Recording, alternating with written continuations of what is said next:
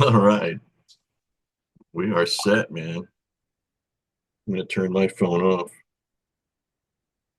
There we go.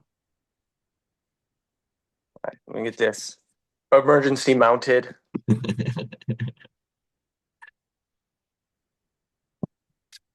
There we are, man. Thanks for getting up early for us. Oh, I woke up early this morning. Did you? Wait. Yes. Did you? I was awakened by sunrise this morning. Nice. Okay. That's always good. Whereabouts are you?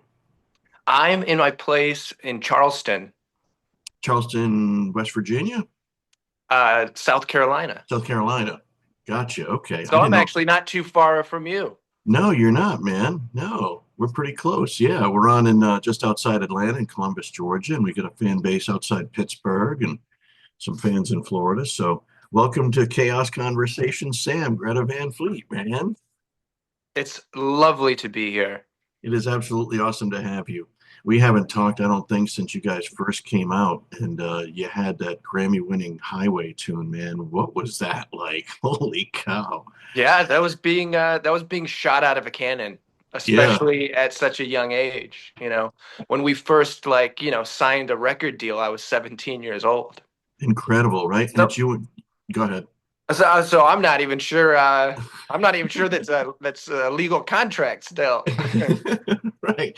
Well, you play bass and keyboards in the band, and you've been there since the beginning because you're one of three brothers who literally formed the band, right? With a friend from the neighborhood. Is that Yeah. the real story? Yes, little tiny Frankenmuth. It was the three of us blood brothers, and then Daniel kind of presented himself as probably the greatest talent, you know, around. So he came in and started taking up the drums, even though he wasn't really a drummer. He was just like, "Oh, I see there's an opening." No kidding. Did he Yeah. play did he play anything before joining you? Yeah, he played mostly guitar. Right. Wow. Isn't that awesome how, you guys can just play different instruments? Did you learn that early as you guys were playing together in your living room? Yeah, I guess the order of operations was kind of Jake on guitar. He was always attracted to the instrument. And Dad would play a little guitar. Mom was always singing. And we had all kinds of different friends and family who played a little guitar here and there. But Jake really took to it to the point where he would start getting drummers from jazz band because he really wanted to play, probably like, the light with the white stripes, like the Black Keys do.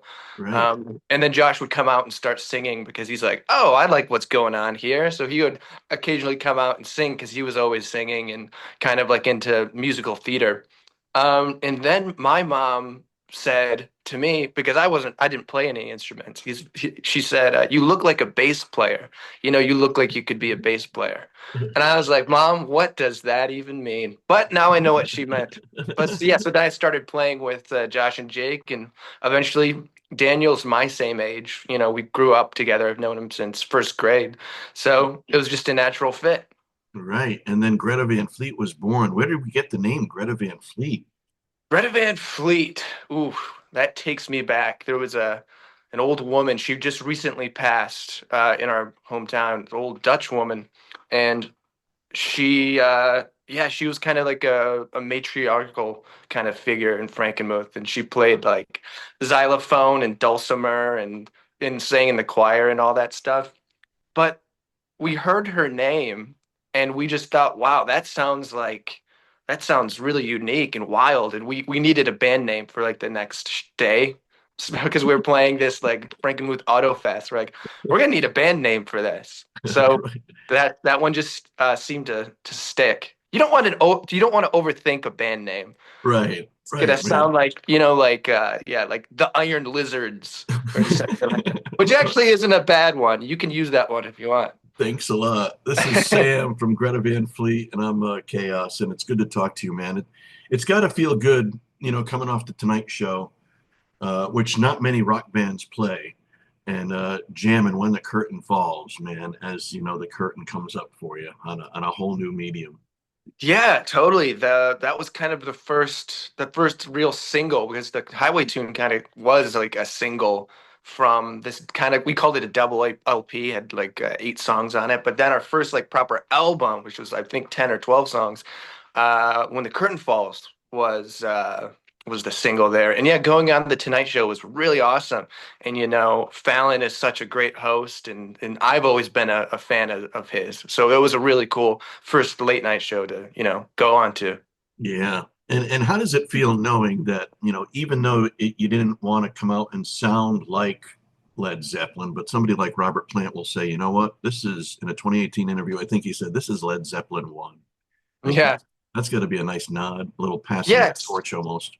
It is. It's also amazing to think that, Robert Plant and Jimmy Page even know who we are. So that's pretty wild to think of to begin with. But yeah, I mean, we learned so much from Led Zeppelin, song arrangement wise, Blues wise instrument too, right? wise, blues Yeah. wise. Yeah, so we were definitely inspired. And yeah, and that never really upset me that, a lot of people would say like, we ripped them off.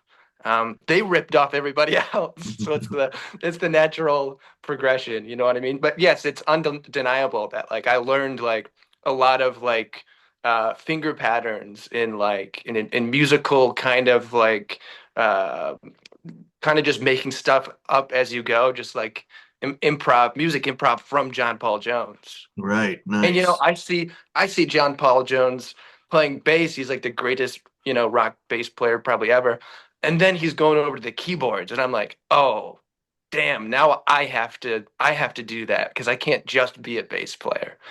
But I was also looking at guys like John or Jack Bruce, and even like Wow. Geddy Lee, or Right. like all the famous like multi instrumentalist bass player types. I'm like, that's what I need to be for this band. And that is awesome. And you took all that, you put it on the albums. You guys had a huge tour. I was there for it when you opened for Metallica. God, that must have been awesome stepping out in front of so many people. Oh yeah, I mean, you play, we play our own shows. It's like arenas, maybe 8, 10,000 people and stuff. But when you go to a festival, we're talking it could be 100,000 people, 200,000 people. We opened for the Foo Fighters many years ago, maybe we did a few shows with them. I think it was back in 2020. And we were in Quebec, and we went out on stage, and it looked like Woodstock. Like, like I've never seen a crowd so big that it doesn't stop. It just Right. gets infinitely smaller. People get infinitely smaller the further back you go. But that was kind of like honestly opening for Metallica, and we've done a few of those.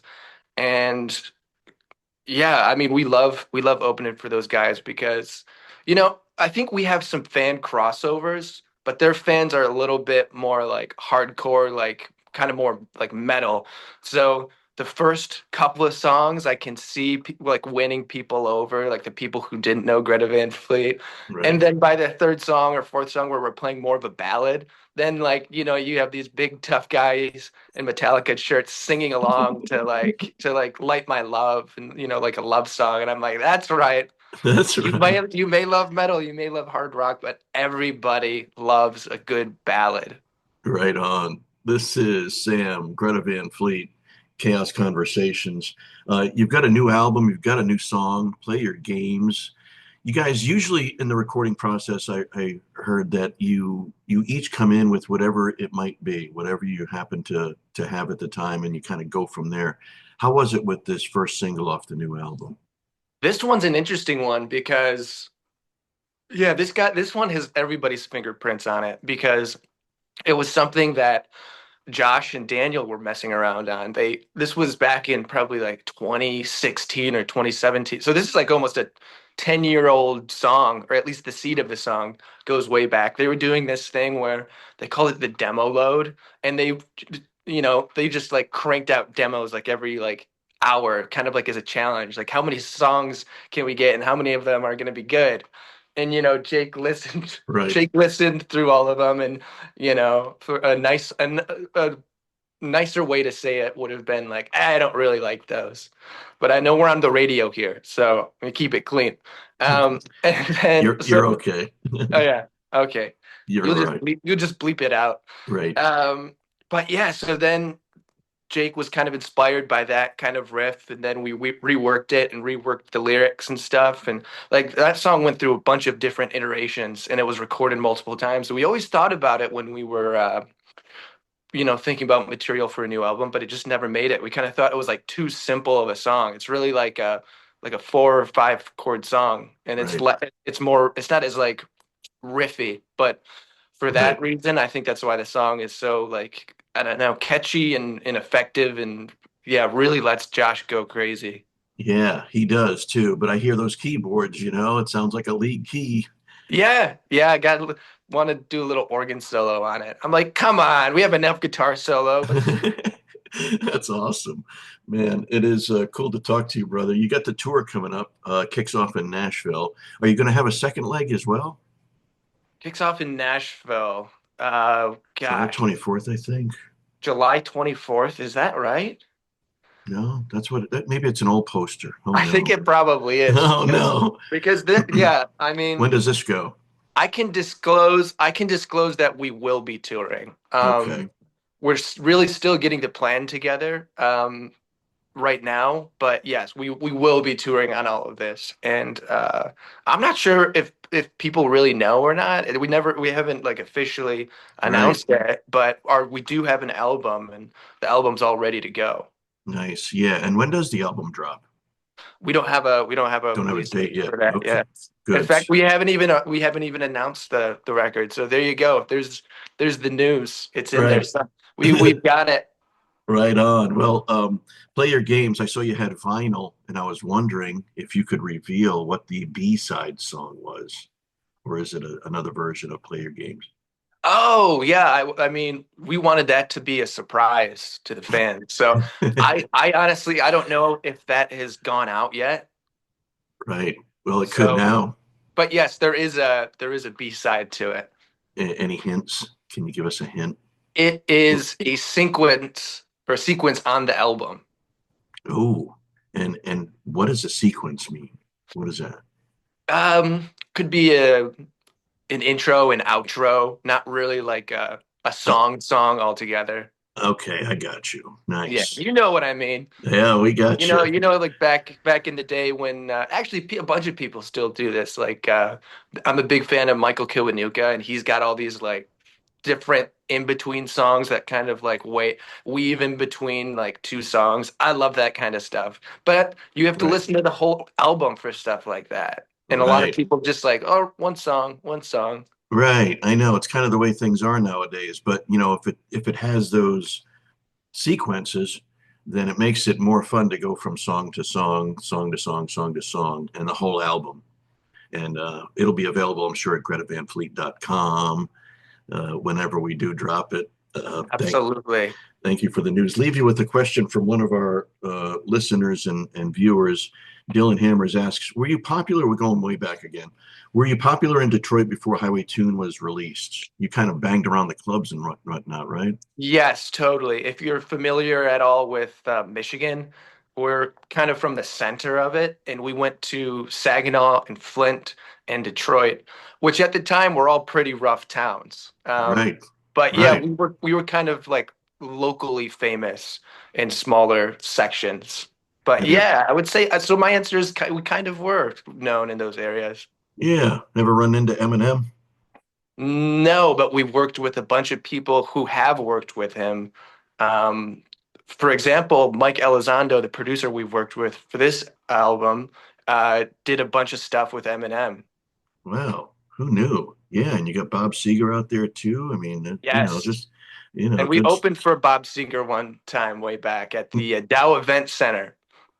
Wow, no, you did not. Yeah, we were waiting to get up there on stage, and he arrived a little late, seemed a little frazzled. So he sat down at his piano and started playing Let It Be, but he had a cigarette in his mouth. And he got to like the first chorus, and like he messed up a word, and he had cough. He's like, ah, shit. And then he like turns to Josh and I, who were standing there. He's like, "Hey, sorry guys, we're gonna wrap up real soon. You can get on stage for sound check after." And we're like, "No, you're fine, Mr. Seeger. Take as much time as you want." That's awesome. Well, it's come full circle now, and now these artists that you grew up looking and listening to are starting to recognize who Greta Van Fleet is, man. And Yeah, congratulations. that is really cool. Thank you, Yeah. Chaos. Yep. Of course. Sam, Greta Van Fleet. Man, I know our time is short, but thank you very much for joining us. Again, gretavanfleet.com for all things Greta Van Fleet. And you're on all the other socials as well, right? Of course, of course. Thank you for having me. Hey, before we wrap up here, can I Yeah, ask you a question about your job? sure. How do you think the job, I know that this is a big loaded question, not loaded, but complex. How do you think your job has changed or your archetype of job since the year, let's say like 1980? What do you think you can do as a DJ that they couldn't do? Well, we have video now, which is how we're chatting, which was something back in the day. Radio was always theater of the mind, right? So Right. we didn't have pictures, so we had to describe what a cheeseburger tasted, a big, thick, juicy with crisp lettuce and tomatoes. And you know what I mean? You have Right. to really be selective in your verbiage. Whereas I think nowadays video has just made things so good for a lot of us where we're able Yeah, to do this. probably back in the day, and I know this was like this with a lot of bands. I never used to know what like a band looked like. I only knew the music, which is Right, crazy to think about now. But yeah, you're probably your local DJ. You're always like wondering what he or she like looks like, and right. you have like this image in your head. Right. Yeah. I've had more people come up to me and say, oh, I expected you to be this tall blonde guy or this really big, redhead dude or this, motorcycle Harley Davidson tatted up, dude. And yeah. And it's never been right. Yeah, they're like, we thought you looked a lot tougher. Right. Exactly. Yeah. Yeah. You sound tough. Like, Yeah, I yeah. love it. Big dude. Well, Sam, thanks for the question, man. I appreciate that. Yeah, of That's a course. first. And being on Chaos Conversations is awesome. Continued success, man. What do we have going up down the road aside from the tour and album? What are you doing in I in would your free say time? just oh well, I mean, as far as Greta Van Fleet goes, just to answer that question, I guess just keep your eyes out for, another Right. single, or we might even do a little pop-up show here or there and Nice. like, announce it really last minute. Right. Just to have fun, get That's the back in the best. mood of playing. That is the But best. but yeah, personally for me, I've just been revisiting a lot of like old like comedy, like old SNL stuff that we kind of grew up watching and I never saw. Like early 80s or late 70s kind of, Yeah. like Kevin Nealon, Mhm. uh, like that kind of era. So I've been studying up on like some old Werner Herzog movies I never got the chance to see, like Guerre, the Wrath of God, and they're going down like the Amazon, and they're like Spanish conquistadors, and there's everything slowly just descends into madness. Like, so I've been watching a lot of '70s movies that just have great stories and are shot really cool. That's awesome. Sam, good to get to know you, man. Yes, likewise. We got to come. We got to come to the studio next time we're passing through what Atlanta or more Columbus. Yeah, just outside Atlanta and Columbus, man. We'd love to have you. All right, we'll be Yeah, there. appreciate it. Greta Van Fleet. Sam, how do we say your last name? Kiszka. Kiszka, just like it sounds, just like it Kiszka. looks. Yeah, unless you want to go Polish on it, then you would say Kiszka. Oh, Sam Yeah, Kiszka, Kiszka. that's We'll do right. both. You can Yeah. look up an old polka song called "Who Stole the Kiszka." It's about somebody who stole a kiszka, which is a sausage from the butcher shop. It's great. Awesome. Well, thanks so much, man. Thanks for being on Chaos Conversation, Sam. You're awesome. Appreciate you. You're awesome. We'll see you down the road. All right. All right.